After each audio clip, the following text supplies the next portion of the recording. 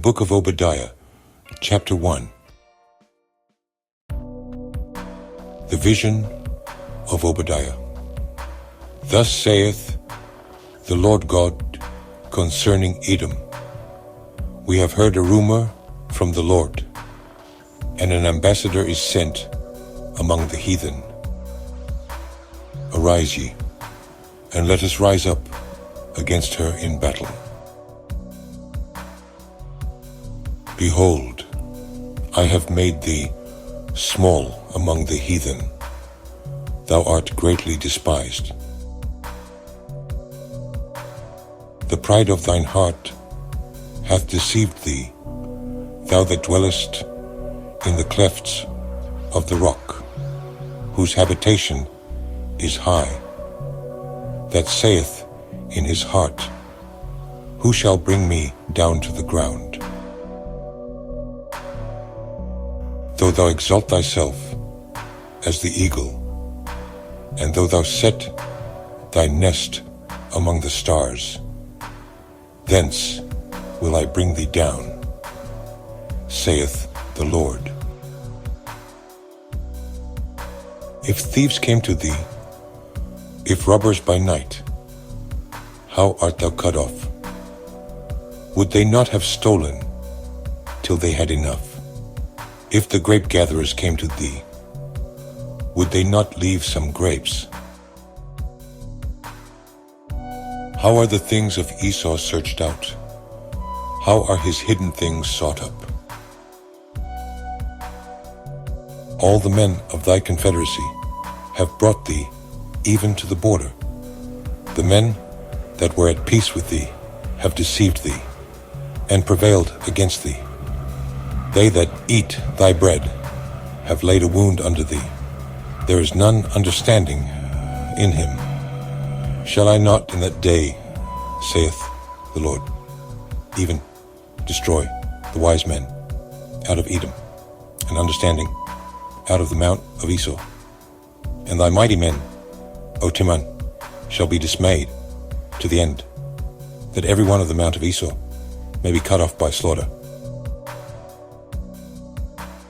For thy violence against thy brother Jacob, shame shall cover thee, and thou shalt be cut off forever. In the day that thou stoodest on the other side, in the day that the strangers carried away captive his forces, and foreigners entered into his gates, and cast lots upon Jerusalem, even thou wast as one of them. But thou shouldest not have looked on the day of thy brother, in the day that he became a stranger. Neither shouldest thou have rejoiced over the children of Judah in the day of their destruction. Neither shouldest thou have spoken proudly in the day of distress. Thou shouldest not have entered into the gate of my people in the day of their calamity. Yea, thou shouldest not have looked on their affliction in the day of their calamity, nor have laid hands on their substance in the day of their calamity. Neither shouldest thou have stood in the crossway to cut off those of his that did escape. Neither shouldest thou have delivered up those of his that did remain in the day of distress. For the day of the Lord is near upon all the heathen.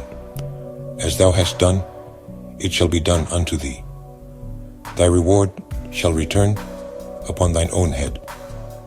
For as ye have drunk upon my holy mountain, so shall all the heathen drink continually. Yea, they shall drink, and they shall swallow down, and they shall be as though they had not been. But upon Mount Zion shall be deliverance, and there shall be holiness, and the house of Jacob shall possess their possessions. And the house of Jacob shall be a fire, and the house of Joseph a flame, and the house of Esau for stubble, and they shall kindle in them, and devour them. And there shall not be any remaining of the house of Esau, for the Lord hath spoken it. And they of the south shall possess the mount of Esau, and they of the plain the Philistines, and they shall possess the fields of Ephraim, and the fields of Samaria, and Benjamin shall possess Gilead. And the captivity of this host of the children of Israel shall possess that of the Canaanites, even unto Zarephath.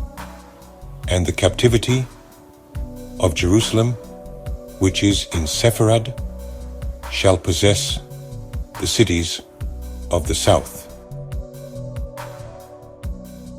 And saviors shall come up on Mount Zion to judge the mount of Esau, and the kingdom shall be the Lord's.